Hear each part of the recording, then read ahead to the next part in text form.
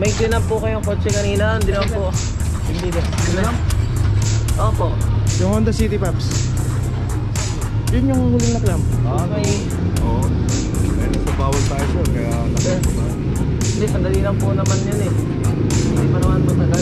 Nag-ayos lang kasi sa bahay, may tinawag. Wala kasi ng parking, hindi pa daw parking sa loob eh. Naka-obstack pa tayo yung pera. Ano may contact lang na ako? Hindi pa mo. Eh, paano po sila alis ngayon? Kaya tumawag tayo eh. Hindi na po saan bawal ang tumawag. Hindi naman po, sandali lang naman eh. Hindi naman siya actually naka-obstruct, nasa side naman no? Hindi naman po nasa gitna ng daan. Yun ba? Yun ba pagkaintindi mo? Tsaka hindi naman, sandali lang naman po yun eh. Hindi naman matagal eh. Hindi pala nakagitna, kaya hindi naka-obstack. Kaya kasi nilang gisna, ang kinagisna nilang dati, pwede tayo magparada kung saan saan. Okay, ito lang ating team leader, Sir Mendoza. Thank you po. Sir, mabuhay ka. Mabuhay ka rin, God bless. Iyo, salamat.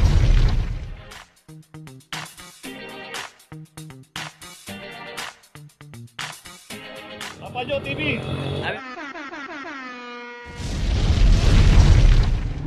Location natin Mangga Street corner, Ate Street, at dito naman isang Honda City. Dito rin nabutan itong Honda City na ulan driver 2410.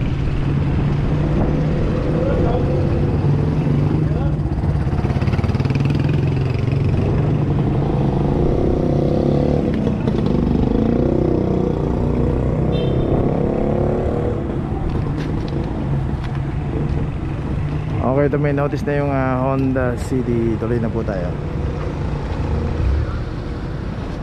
Location natin Piña Street corner, Santol. At dito may isang Suzuki Swift naman ang nakalap dito 2441. At dito nga pinapanatili ng barangay ang zero obstruction dahil lalaki po ng mga bahay dito. Lahat may mga garahe. At dito nga pagka iniwan natin sa sasakyan natin na dinaanan po tayo ng clamping operation at naka-obstruct, walang driver, matik na po yan. Okay, yung isang sasakyan din na yun, hinakam na. Pwede, wala naman. Wala ka rin kwenta. Okay, ito may notice na. So ayan na po yung kanto na yan, yung Santol Street. Pagka kumanan tayo dyan, palabas na po ng Ramon Magsaysay. Okay, tuloy na po tayo. Location natin Picampa Street corner, Loyola Street. Dito na may isang Montero. Dito sa Picampa makita natin pay parking to, both side. Pero pagka pumarada tayo ng street corner, kasama po sa inuhuli ng clamping operation yan. Kaya pag pumarada tayo, magpa-assist tayo sa parking attendant. Ngayon kung wala pa yung PA dito, balikan po natin at magbayad tayo ng parking. Tanungin natin kung tama yung parada natin. Ngayon kung hindi, ayos na po kagad natin. Ito mayroon na rin nga clamp to, 2442. Kasama po sa initial na notice yung straight corner.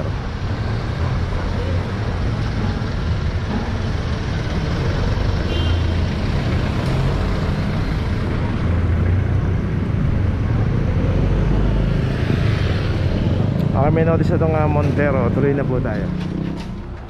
Location natin Moret Street corner, Loyola Street. At dito yung mga naka-double parking. Ito isang Subaru Forester at saka isang Innova. Ito sa Innova meron ng clamp 2407 para sa Innova. At dito nga sa Moret secondary road, both side may nakaparada na. Pero wag na po tayo mag double parking. So makita natin yung daanan dito. Ayan. Halos na lang sakupin na yung buong kalsada. Maluwag sana yung kalsada kaso puro sasakyan na. 2331. So kung halimbawa wala na po tayo mapaparadahan dahil punong-puno na, pumarada na po tayo sa mga pay parking.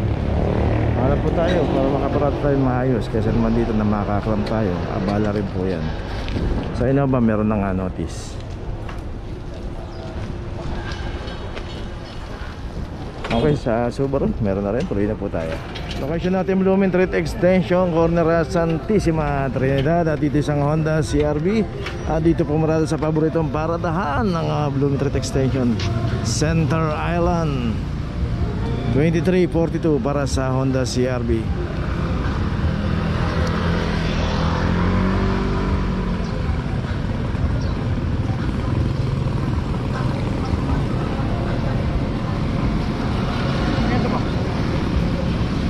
Honda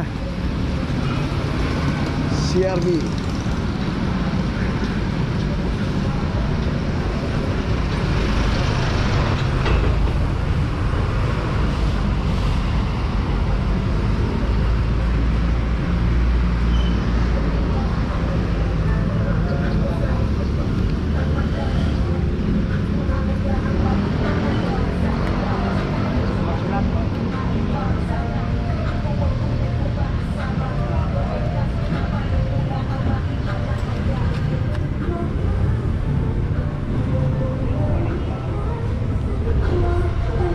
Okay, may notice na, tuloy na po tayo. Location natin, Lacson Avenue, corner G. Tuwason, dito na isang expander. At ito wala rin driver. Plate number 2440 para sa expander. At dito pag inabutin po tayo, random. Wala akong kape.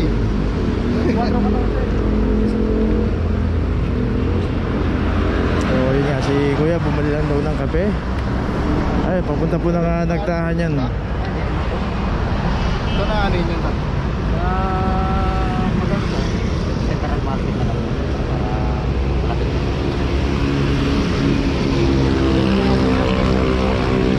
Para malapit. Kaya matawagan nyo yung number.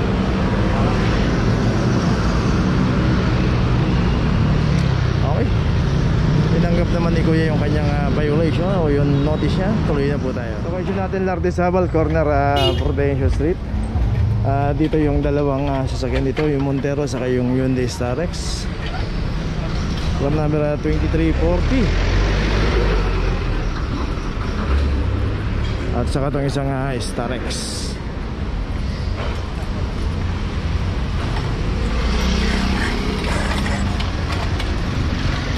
$24.40 para sa Starex.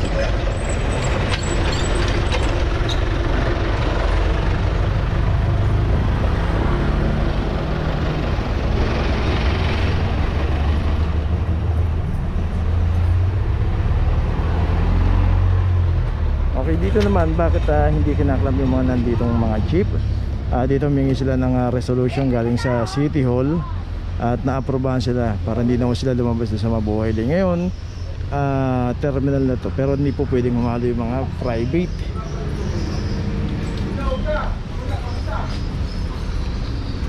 Yung narinig eh. Sabi? Yung narinig. Sabi? Sabi mo nyo, Bay, pagkasa ko, Bay. Uy, puta. Nakabawi sana sa Chris. Taka na, meron ka pala rito Nakabawi ka na ng...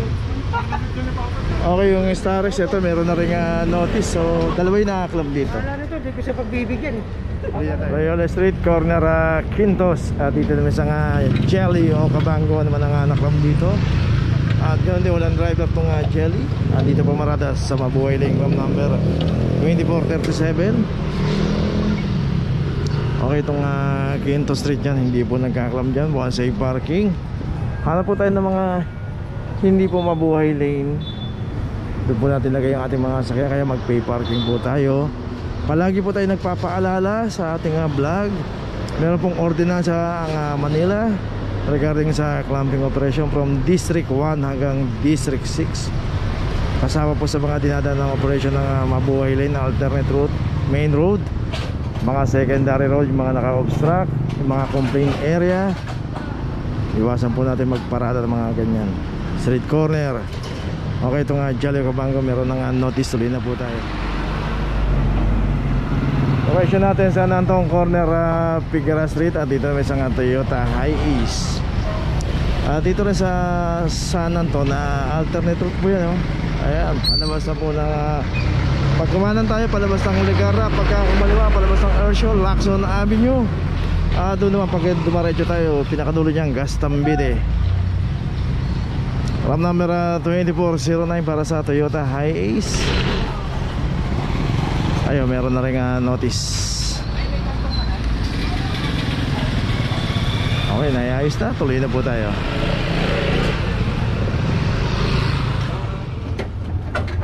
May inaayos na po sa bahay namin.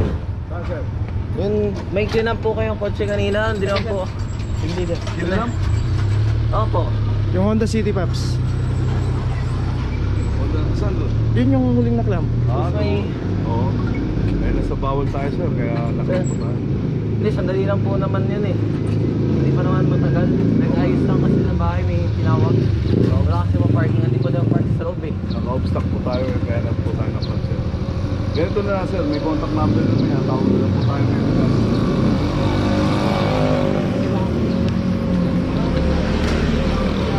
So ito may naklam dito. Ito na po yung Ate Street. Pero nasa Mangga Road, nasa Mangga Street pa rin tayo, corner Atis. So yung kanina yung naklam na Honda City ron, kanya yun. So ito may notice na tong Fortuner 2334 ay may notice na. At saka yung isang sakyan dito na Ranger, merong driver, sinasabihan ni team leader.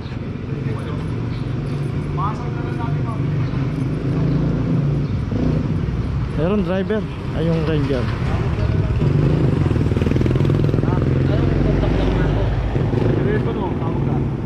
Eh, paano po sila alis ngayon? Kaya nga tumawag tayo eh. Hindi na po sa bawal na po sa Hindi kasi naman po, sandali lang naman eh. Hindi naman siya actually naka-obstruct na side naman no? Hindi naman po nasa gitna ng daan. Ganun ba? Ganun ba pagkaintindi mo? Tsaka hindi naman, sandali lang naman po yun eh. Hindi naman matagal eh. Hindi pa na nakagitna, kaya hindi naka-obstacle. Kaya anong tawag doon sa parada ng sakyan mo? Puntahan lang natin si Julian sir. Kanino po, sino po yung hanapin? Ano po Sa pangalan CPO nyo? sir, puntahan nyo. Ano po pangalan nyo? Ako? Please. Chris, ano po? Chris, ano po? Ano po apelido nyo? Please, Mendoza. Mendoza. Tapos yung kanina ko pa makukuha yung contact number. Ano po? Papel. Sa papel na immobilization na iniwan ko sa inyo, may contact number. Kanina niyo po iniwan.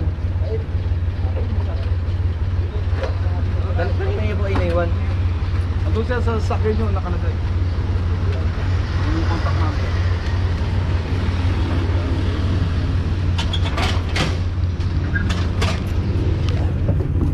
May number doon sir, tawagan mo na lang.